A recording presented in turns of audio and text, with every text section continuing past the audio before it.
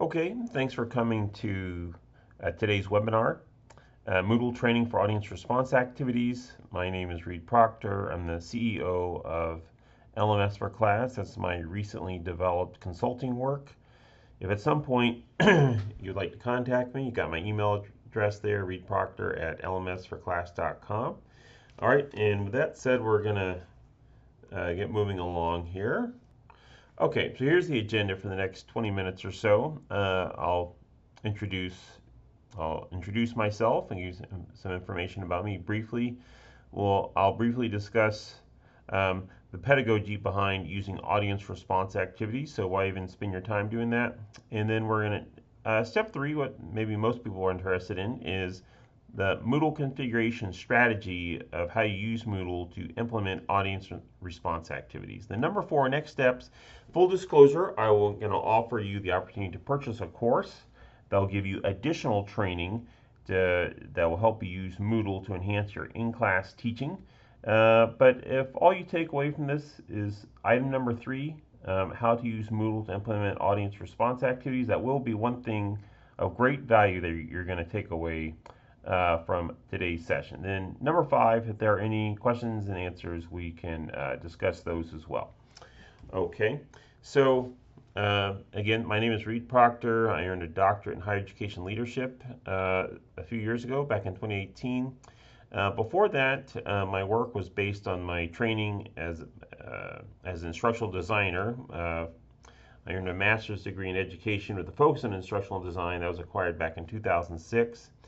My undergraduate training was I received a bachelor's of science in civil engineering. Note about that, I never worked as an engineer.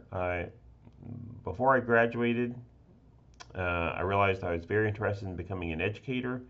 So after receiving my bachelor's of science in civil engineering, I quickly transitioned to becoming a middle school math teacher, and I received training related to that as well. And I did that for about 15 years, but for the last over 15 years, I've been supporting university faculty in using and implementing evidence-based teaching methods. Okay, and so I currently work as an assistant professor at Mercer University. That's what I do when I'm doing my consulting work. In that regard, my focus, in terms of teaching, my focus is pharmaceutical calculations, basically mathematics for pharmacists. Beyond that, I serve faculty and students with really 2 areas of focus: faculty development for teaching and student development for learning. In terms of Moodle, I've been a Moodle user, trainer, and consultant for just over 18 years now. And as I mentioned previously, when I'm not doing my work at Mercer University, I am the CEO of LMS for Class. And LMS for Class is devoted to helping university faculty use Moodle to enhance their in-person teaching. Okay, so in terms of pedagogy, thinking about how people learn, why use an audience response system? Just a quick definition here. An audience response system, or an ARS, is a computerized system that allows an instructor to pose a question to the class and quickly collect student responses. Such a system provides immediate feedback for the instructor and the student. So this which makes it a good tool for formative assessment. Okay, and of course the idea of the formative assessment activities is that it provides information to the instructor and the student. Provides information to the instructor as to how they might need to adjust their teaching approach, or how they might need to use the information collected to guide how they teach. Okay, and for the student, it quickly provides information as to whether they're mastering the instructional material, or if there are gaps in their understanding, and so on their end they can make adjustments to what they need to do in terms of how they study, if there's questions they need to get answered, and so forth. Okay. Also, and so all these items are mentioned in the educational literature. Another item mentioned in the educational literature is audience response tools allow opportunities for the application of foundational knowledge to complex scenarios, cases, and situations. Um, and potentially provides a low stakes environment where students can apply information to their most challenging problems, to their most challenging scenarios that they might come across in their coursework. Now, and then beyond all that, the educational literature also points towards that audience response tools can also be a tool to help reset and refocus the attention of the learners that are in the classroom. So, in my work with students over the last, with university students over the last 15 plus years now, and it's obvious when you observe students in class that their attention span wanes at various times in class, and it is useful to have a tool or activities that helps them reset and refocus their attention during class time. So, and an audience response system could be one of those tools to do that. All right. So, why use Moodle as an audience response system? And I've reached out to people who work at institutions where Moodle is the primary learning management system. So it's in that context that I'm asking this question. Why use Moodle as an audience response system? Well, for those that have it as their primary learning management system, it provides for a smaller learning curve for faculty and students. There's a number of tools and software systems out there that can help facilitate audience response activities, but that's in addition to your learning management system. If you can use a tool within your learning management system, there's will definitely be less of a learning curve for both the faculty and the students. Because it's in your learning management system, it will be readily available. It's right there in Moodle, and we'll actually look at it here in a minute. And the collected data from those audience response activities will be housed in your primary system, your primary learning management system. And so that data should be available to review and to look at well into the future. So if you did want to use it for research, or to fine-tune how your course is designed, that data is readily available to you. Flexible. The tool I'm going to show you in Moodle that you can use to implement audience response activities supports multiple choice and free response options in terms of types of question types. It's a very flexible tool. It allows for the quick creation of instructional activities. So that's what we'll look at here is once we jump into Moodle here. Okay, and here's an example if you use Moodle as an audience response tool in terms of the instructor collecting data. It could look something like this. So you see a bar graph, a graphical display, you see like percentages of options selected by the students, and this is the data you get back from a multiple choice question. If you make it a free response question, then you're just going to see a listing of all their qualitative responses. But that's still very useful. Instructor can generally scan over that and get an idea of where the class is, even if it's a free response question. But again, this is the data you would get back. This is the type of data you get back from a multiple choice question. Okay, so so here's an overview of the process, and once I show you in Moodle, this will make more sense. But process overview, so step one, you're going to input a practice question that you want to use as an audience response question for your class onto a PowerPoint slide, okay? Or if you use another presentation system or another software to deliver presentations or deliver content in the classroom, you put the question on that. A lot of faculty use PowerPoint. So then number two in Moodle, you're going to create a corresponding feedback activity. And it's really this feedback activity that is very robust, very flexible, that you could really use to support your teaching. Number three, when you arrive at this practice question during your class time, so when appropriate, you get to it's appropriate time to do a audience response question during class time, direct the students to use the feedback activity to indicate their response. We'll look at that some more. Okay.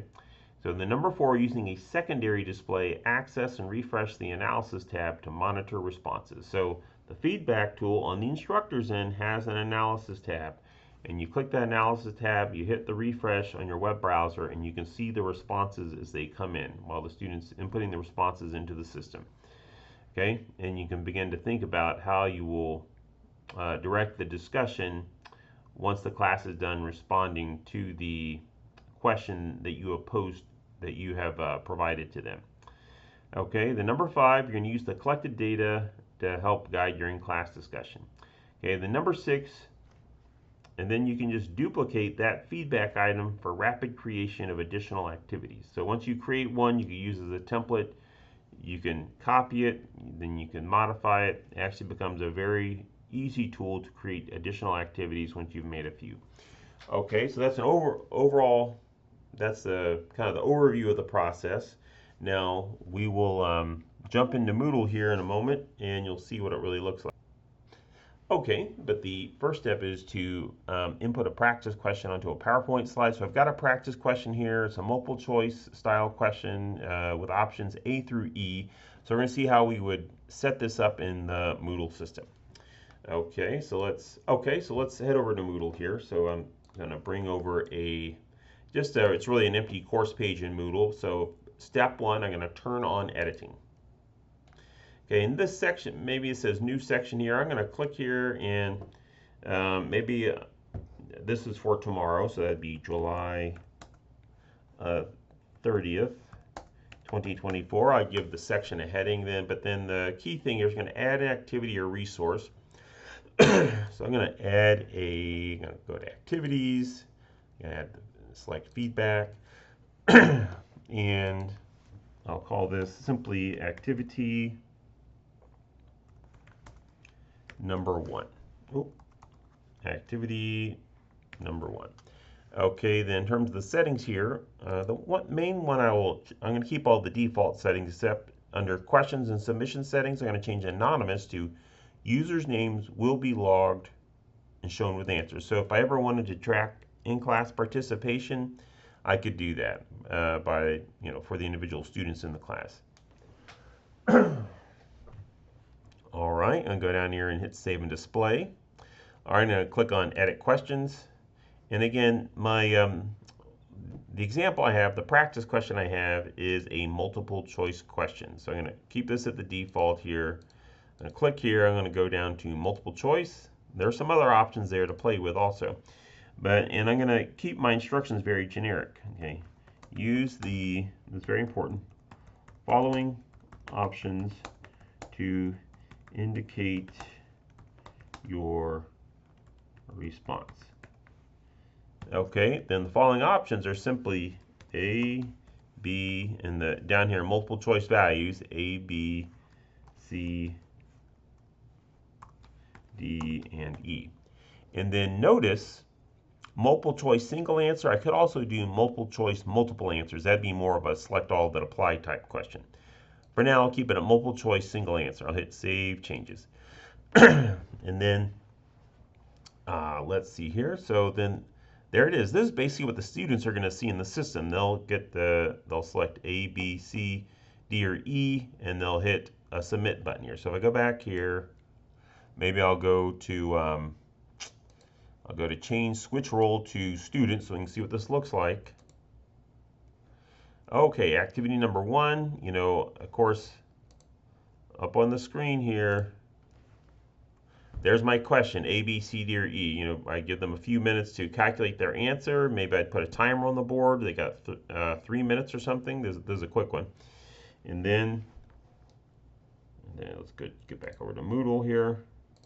Then in Moodle, I say, hey, that's activity number 1. And for activity number 1, input your answer to this question.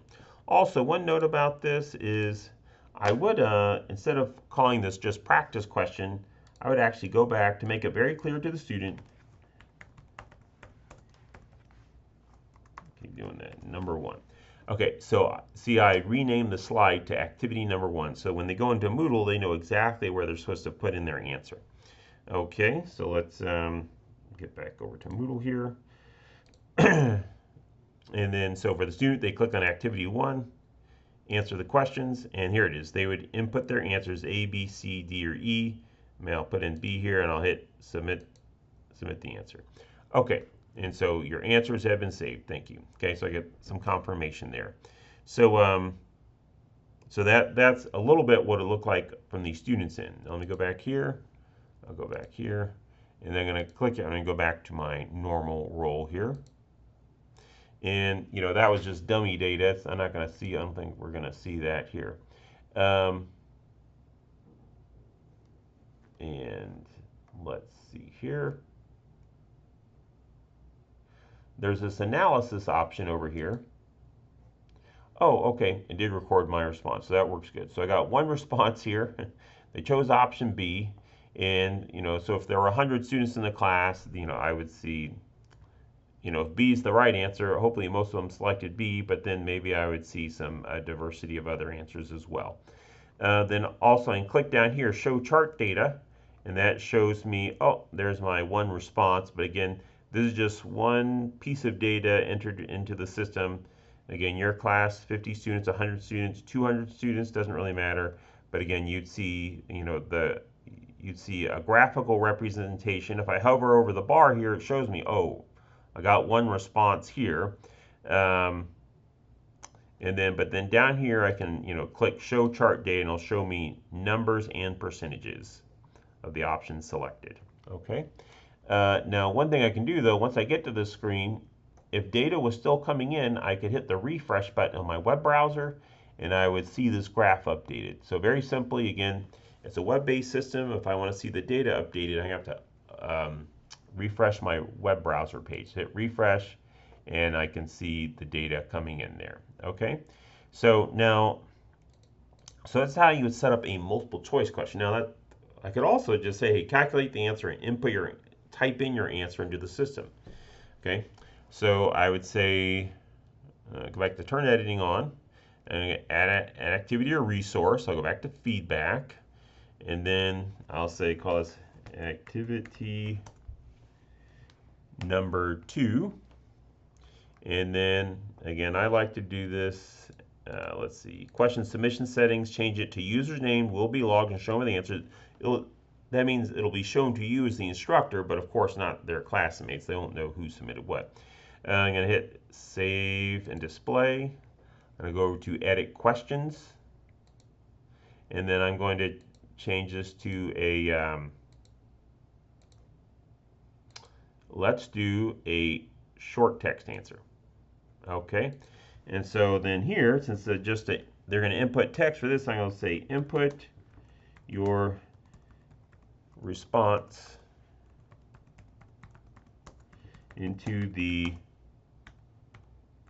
following field. And I'll show you why you keep the instructions so generic here in just a minute. And then I'll hit save changes.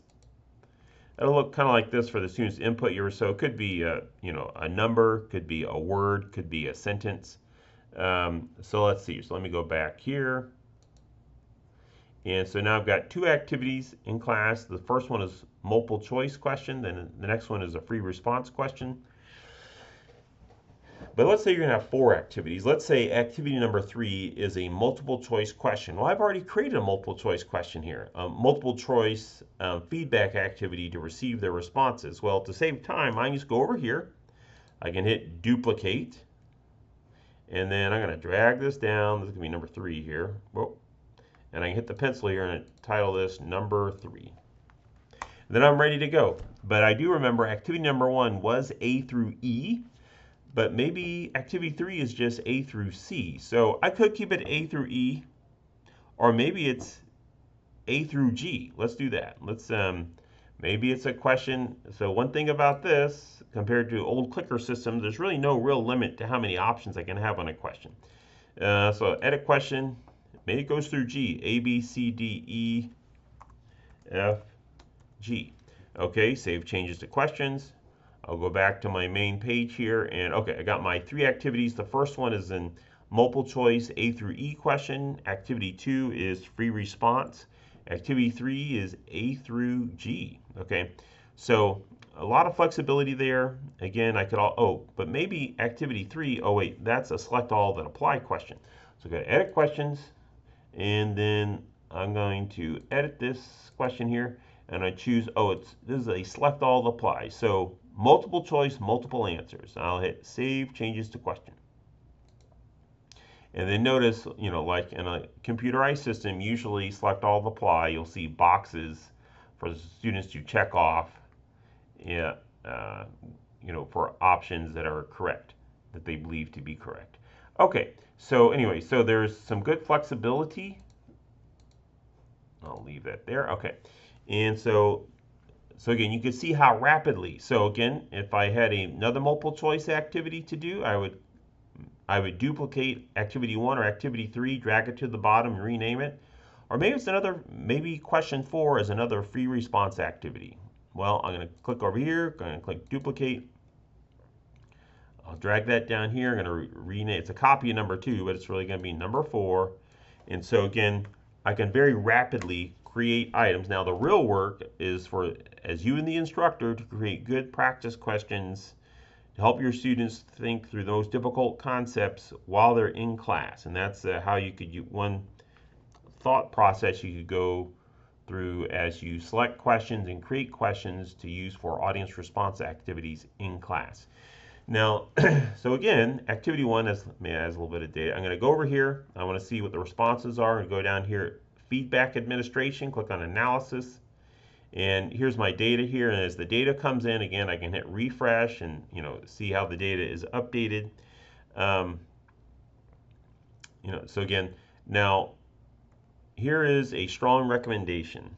You don't want the students seeing this graph as they're working on it.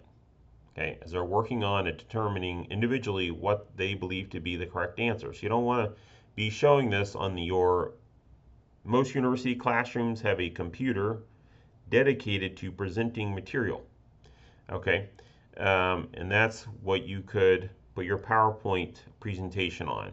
Now, but for this display here, my strong recommendation is you as the instructor should be viewing this on a secondary display. That could be a tablet device, could be an extra laptop. Most people have an extra laptop. They could, have their personal laptop they bring into the classroom, and that's how you could be viewing this data, refreshing the display, and watching the data come in. Once you do this a few times, it'll become a very easy process.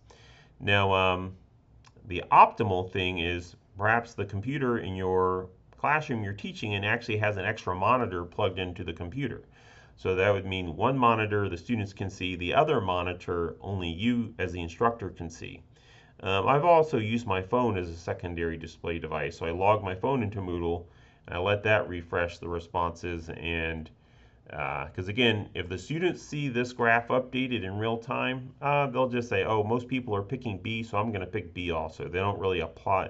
Some students will not apply their brains to the question or the problem at hand appropriately if you let them see what everyone else is picking. Okay, so let's see here. So I think we've gone all over all the key points here. So again, you know how to go to add an activity resource, select the feedback activity, and then you set it up as either multiple choice or free response.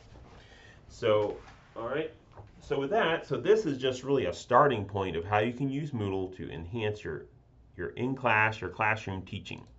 And get back to our slideshow here. Okay, so now we've set this up. We did that in Moodle, so that's good. Okay, so what are you going to do from here? So hopefully you can implement some audience response activities. Now, I'm going to offer you something. I think I mentioned this when I discussed the agenda, is you could also purchase a course on how to do this, but then also to take audience response activities to the next level.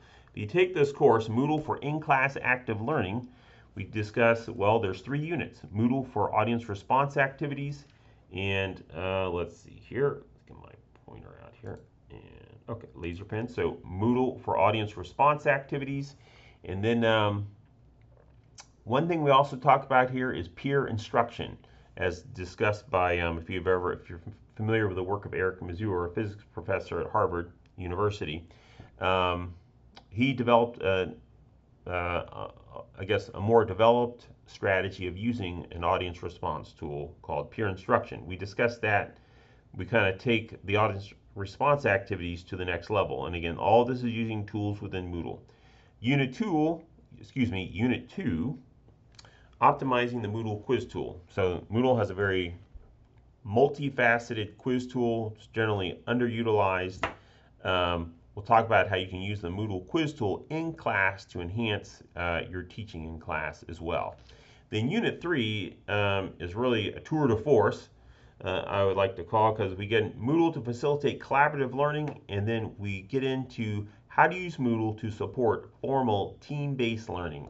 If you look up Larry Michelson, who developed what I call formal team-based learning as seen in the education literature, Moodle is really a perfect tool to reduce logistics and help someone implement effective team-based learning. And so in Unit 3, we'll discuss that. And so each of these units we cover in a 1-hour webinar session. So the primary delivery methods of this course are webinar training, 3 1-hour sessions. We'll also be providing some downloadable resources, some handouts and slides that can help you in the classroom. And then the session recordings will be available for any attendees for up to 6 months. And the good thing is the sessions are recorded. If you can't attend one of the live sessions, you could view the recording at your leisure. All right, so again, each webinar session will discuss pedagogy, what does the education literature say about the strategy? And then we'll get into the actual kind of the Moodle, the software training on how to implement the pedagogy. And then we'll discuss, how you can quickly implement some of these strategies at your next class session with your students. And again, here's the schedule. August 6th, August 8th, August 13th, 3 to 4 p.m. Eastern Daylight Time, Eastern Time, each of those time slots there. So you get all of these sessions for really a very low cost of $29.97. Okay, alternatively, or maybe in addition to, I do offer departmental consulting. So if you think this training would be useful to your department, maybe show this to your department chair, they think it's useful, you can forward the recording of this webinar session to them. For a department, it's basically 10 hours of support, 4 hours of webinar training for limited participants. Basically, I go over those 3 units, and not just 3 hours, but you get a 4th hour also. Then up to 6 additional hours of support as needed. That could be additional faculty training, maybe you have staff that need to be trained as well, and then also one-on-one guidance that can be provided in those additional 6 hours. Okay, so about a total of 10 hours for $1,000. And again, this is training based on what has been identified in the educational literature as best practices of teaching, active learning, engaged learning in the classroom, and then using the tools available to you in Moodle. Okay, and then from my experience, I've been using Moodle for over 18 years now. Particularly in the university classroom, there are multiple tools within Moodle. Some of them are very underutilized. So my training is really focusing on helping faculty implement those tools to enhance their face-to-face, in-person teaching with the students. And okay, so if you're not here in the live webinar, if you have questions about this, you can. My email address is on the first slide, back at which is reedproctor@lmsforclass.com. And all right, thank you for attending this session. And again, if you have questions, you can email me. Please reach out. You can go to lmsforclass.com as well, and there's a place to post comments and questions there as well. All right, but again, best thing to do is send a question to my email address. All right, thanks for attending the webinar.